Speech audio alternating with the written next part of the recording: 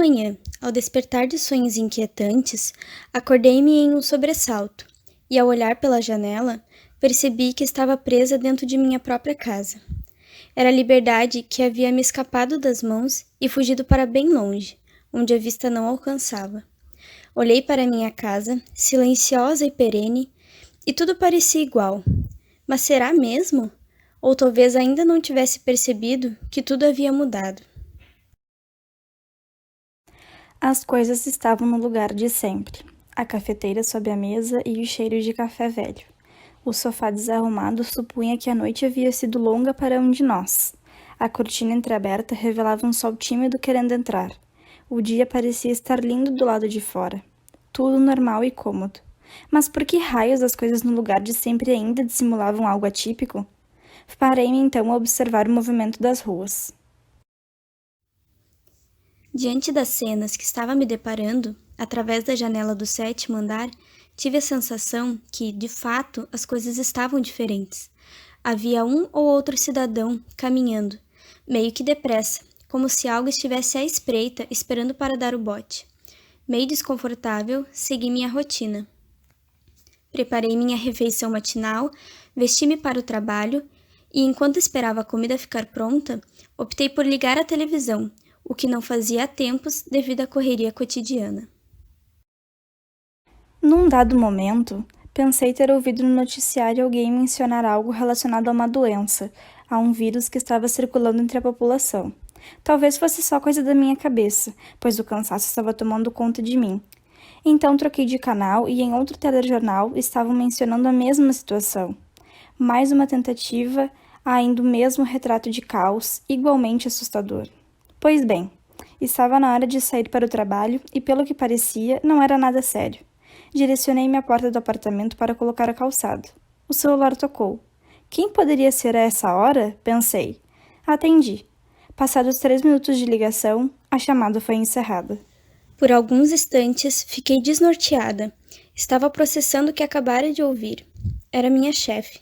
Disse-me que estavam revendo o quadro de funcionários da empresa e que alguns precisariam ser desligados. E, no caso, eu estava incluída. Fiquei sem chão, fez-se um nó no meu estômago. O que eu faria agora? O que estava por vir? A angústia e a aflição se fizeram presentes e não me deixaram só tão cedo. Sentei-me no sofá desarrumado e comecei a prestar atenção no silêncio que me cercava. Algum tempo depois, escutei um leve ruído no piso que vinha do escritório. Logo, meu marido apareceu na porta. Surpreso com minha presença em casa àquela hora da manhã, questionou se eu estava bem. Com um balançar fugaz de cabeça indicando que não, respirei bem fundo, deixando o ar preencher meus pulmões lentamente, e ele logo se aproximou. Encarou-me por alguns segundos, esperando minhas explicações por estar tão cabisbaixa, mas preferi não contar sobre a ligação, tornando a atmosfera sufocantemente silenciosa até que ele desistiu de conversar e foi tomar um banho. As coisas não andavam bem entre nós. A relação estava estremecida e há muitos meses mal nos cruzávamos dentro de nosso próprio lar. Passávamos os dias em função de nossos empregos e, ao cair das noites, meia dúzia de palavras eram trocadas. O amor foi sendo deixado de lado, igual o café velho esquecido em cima da mesa. 2 pessoas tão próximas e ao mesmo tempo tão distantes. Decidida a retomar as rédeas da minha vida, comecei a planejar mentalmente os próximos passos que tomaria. Afinal, sempre fui reconhecida no trabalho por ser uma gerente metódica e organizada. Optei em começar pela bagunça que estava à minha volta. Talvez, em um ambiente mais limpo, os pensamentos ficassem mais claros. Lavei a louça acumulada na pia, que já estava tão grande que formava ornamentos dignos de uma exposição de arte contemporânea. Ai, a arte! Costumava ser bem mais ligada a ela quando jovem, em dias mais esperançosos. Colecionava CDs de MPB, gostava de frequentar mostras de dança e até cheguei a me aventurar na confecção de artesanatos com materiais recicláveis, mesmo não tendo muito talento para isso. Quando assumi o cargo de gerente no meu emprego, assinei um acordo comigo mesma, de que não teria mais tempo livre para tais distrações, sendo a arte a principal delas. O que não sabia é que tal acordo seria o meu atestado de óbito a longo prazo. Depois que a cozinha ficou limpa, parti para o quarto. Muito motivada pelos estudos de organização da Marie Kondo, acabei por colocar o quarto de cabeça para baixo. Com algum esforço físico, mudei a cama e a cômoda de lugar para atrair novas energias.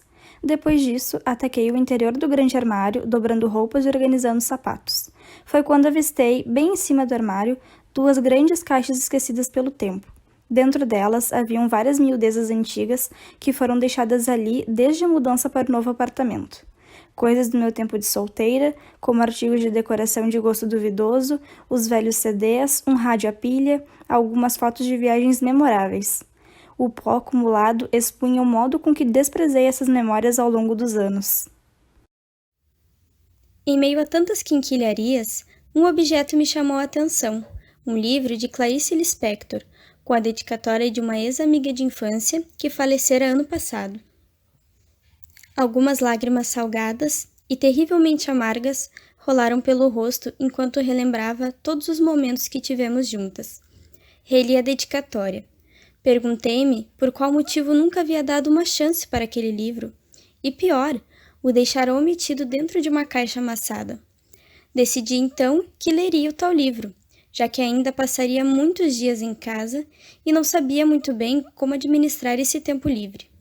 O guardei na cabeceira do lado da cama e retornei à faxina do quarto, que nos dias seguintes se estendeu para os outros cômodos até não sobrar mais bagunça para ocupar a mente. Enquanto limpava, pensava em estratégias para recuperar meu casamento. Tais planos não se mostraram eficazes e pareciam que todas minhas investidas aconteciam nas piores circunstâncias possíveis. Tentei um jantar romântico, uma sessão de filme com pipoca, uma massagem e os outros amáveis clichês das comédias românticas com final feliz. Temia que o nosso final fosse ser diferente. Porém, nada que eu fazia parecia natural ou surtir efeito. Era um desespero irracional, como quem rega um buquê cujas flores já morreram há muito tempo. Já não haviam energias para tentar reanimar o nosso relacionamento mortificado. Toda a situação me afogava, e este mar era muito denso, até que percebi que era invencível. Em uma conversa, palavras dolorosas foram ditas. Percebi nessas palavras que ele estava se afogando também no mesmo mar. A diferença foi que ele, ao invés de tentar nos salvar, resolveu por si só buscar um bote e se salvar sozinho, deixando-me lá, perdida, à deriva da minha própria existência fútil. Simplesmente saiu batendo a porta, anunciando o padecimento do nós. Na manhã seguinte, o caminhão da mudança estacionou na frente do prédio. Toda e qualquer dedicação em transformar a minha vida foi em vão. Com o correr dos dias, senti que as mudanças externas aconteciam paralelamente com novas sensações dentro de mim, mas de uma forma negativa. O que antes me parecia confortável se tornava, em contrapartida, alheio a mim. A cama era o abraço mais seguro que podia sentir. Estar fora dela me fazia pensar na condição de liberdade privada a qual estava sujeita. Eu, coagida ao meu medo e à hesitação, não me representava uma boa coisa para sentir. Havia algo pairando insistentemente nessa atmosfera de incerteza, algo pesado que tornava as horas mais longas e mais parecidas com fardos do que com dádivas. Afinal, quem era o tempo? O que ele estava fazendo com os dias? Estava se arrastando por quê? Por acaso era uma punição? Perguntava-me constantemente sobre isso, dada a minha impotência sob ele. Perder o controle do tempo doeu tanto que ele audaciou alterar as minhas necessidades. Tomar banho diariamente parecia uma atividade que exigia muita energia. A fome era escassa, e ainda que a tivesse, comer era muito embaraçoso. Se a melancolia tivesse uma forma, seria de um prato cheio que, sem nem ao menos ser tocado, causa estufamento. Não sei ao certo quanto tempo havia se passado desde o início da pandemia do novo vírus. 5 dias ou 5 semanas pareciam a mesma coisa para mim. Adotei o ritual de acordar e ir dormir sem lembrar das coisas que fazia nesse meio tempo. Era como um apagão na memória que não permitia saber se havia alimentado, tomado banho ou feito qualquer outra atividade. Sentia-me praticamente um fantasma da Sylvia Plath, lutando para respirar dentro de uma redoma de vidro. Mas e quem me via de fora da redoma transparente? Conseguia notar meu medo claustrofóbico? Por que não me ajudavam a sair dali? Eu preciso respirar vida. Durante uma madrugada agitada por pensamentos angustiantes, cheguei ao meu esgotamento físico e mental. Não queria mais lutar para continuar respirando. Foi então que lembrei de alguns velhos medicamentos controlados, receitados ano passado por um médico imprudente para tratar meus episódios de insônia. Os remédios eram tão fortes que uma cápsula era capaz de me sedar por um dia inteiro, me tornando totalmente improdutiva no trabalho. Assim, não quis seguir o tratamento e escondi os remédios em algum lugar do apartamento. Se um comprimido me deixa entorpecida, uma cartela inteira seria capaz de anestesiar para sempre a minha dor. Ainda deitada, estiquei meu braço e comecei a tatear as gavetas da cabeceira ao lado da cama em busca do meu alívio instantâneo. Foi quando encontrei um objeto estranho que não costumava guardar neste lugar. Ah, claro! O livro de Clarice que havia encontrado dentro da caixa de quinquilharias, mais uma vez sendo esquecido. Liguei o abajur e reli a dedicatória de minha velha amiga que dizia: para minha querida amiga, lembre-se do que já dizia a brilhante Lispector.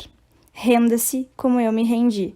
Mergulhe no que você não conhece como eu mergulhei. Não se preocupe em entender. Viver ultrapassa qualquer entendimento. Após ler todo o livro naquela mesma noite, as palavras daquela dedicatória pulsavam em minha mente. Mergulhar no desconhecido. No breu da noite, eu mesmo me desconhecia. Não sabia quem eu era ou poderia ser. Acho que isso se desenvolveu, pois estava muito preocupada em entender tudo, controlar tudo. Tanto que perdi o controle daquilo que estava mais próximo a mim, que era o poder de escolher viver sem medo de ir em busca de algo que liberta e acolhe reciprocamente. Precisava de mais. Levantei-me da cama e recuperei aquela caixa de dentro do guarda-roupa. O que mais ali poderia me dar a sensação imediata de algo desconhecido? A música. Coloquei um dos velhos CDs para tocar. O ritmo era tão persuasivo que não conseguia me impor sobre meu corpo, que já levitava e fazia movimentos leves e bruscos, como quem queria externar o sentimento de estar amando este mergulho. Decidi escrever uma carta para minha amiga, mesmo que ela não pudesse lê-la. Se os movimentos da dança me faziam colocar para fora o que me sufocava, imagina umas palavras. Escrevi e então li o que escrevera. O que estava percebendo acontecer era assustadoramente libertador, como se eu criasse asas. Era o carinho que sentia por ela, sendo materializado através de palavras que assim se tornavam alento para mim. Quando não sobraram mais energias, adormeci, ansiosa para viver os dias que viriam. A primeira sensação que tive ao despertar foi de que o quarto havia se tornado maior. Ou talvez era eu quem havia diminuído de tamanho durante a noite? Espreguicei-me esticando meus braços e pernas ao máximo, porém tive a sensação estranha de que meus membros haviam se multiplicado e não estavam me obedecendo como de costume. Abri os olhos, que mais pareciam um caleidoscópio, tentando entender o que estava acontecendo. Levei um susto. Onde estavam as minhas pernas? Meus braços? Meu corpo? Cogitei um episódio alucinógeno, fruto dos remédios velhos que havia tentado tomar na noite anterior. No entanto, lembrei que permaneciam intocados dentro da gaveta. Ora, poderia ser eu que ainda estivesse sonhando? Tentei beliscar minha barriga, igual fazem nos desenhos animados, para tentar acordar para a realidade. Mas meus braços seriam patas? Não alcançava o meu pequeno tronco. Com algum esforço, consegui ordenar os meus novos membros e delicadamente caminhei até a pontinha da cama. Meu objetivo era ir até o espelho para observar minha nova forma. Porém, olhando para o chão, que parecia tão distante e sólido, fiquei com medo. Acabei me desequilibrando e caindo. Fechei os olhos por reflexo, esperando o baque seco do meu novo corpo cair na superfície fria. Mas não aconteceu. Quando abri os olhos, estava planando no ar, um pouco desengonçada, mas leve como um pensamento. Cheguei à frente do espelho e concluí minhas suspeitas. Procurei o semblante de uma mulher cansada e deprimida. Entretanto, deparei-me com uma bela e colorida borboleta. Certamente aquela metamorfose era fruto da minha imaginação, não poderia ser real. Reviver a arte me transfigurou a liberdade da vida. Como boa sonhadora que sou, Decidi aproveitar a experiência e sair pela janela para explorar o mundo que havia evitado durante tanto tempo de isolamento. A sensação de liberdade que tive foi indescritível, poder voar entre os arranha-céus, vendo a cidade lá de cima. A euforia não durou muito, mas deu espaço para um sentimento miserável de angústia.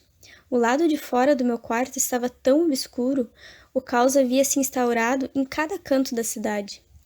Eu vi gente na frente dos hospitais gemendo lamentações de dor. Vi gente que mora nas ruas atormentado sem saber o que estava acontecendo. Vi gente andando pelas calçadas sem nenhum indício de preocupação. Vi a miséria do universo periférico, que não tinha nada para se suster. Vi as praças e os parques vazios, mas os cemitérios cheios. Fui buscar vida lá fora, mas eu só via morte. As asas da arte que me libertaram não podiam sanar a aflição de viver em um mundo transversalizado pela crueldade da doença. Busquei, com todas as forças que ainda obtinha no meu pequeno corpo, algo bonito para tentar recuperar o fôlego perdido durante a experiência do voo. Pousei sob um banco de praça em frente a um belíssimo lago. Apreciei o reflexo da luz lunar na água por alguns instantes até que adormeci. Pensando ser mais um sonho maluco, não consegui abrir meus olhos para despertar. Talvez porque alguém pudesse ter esquecido de me dizer que borboletas só vivem por um dia.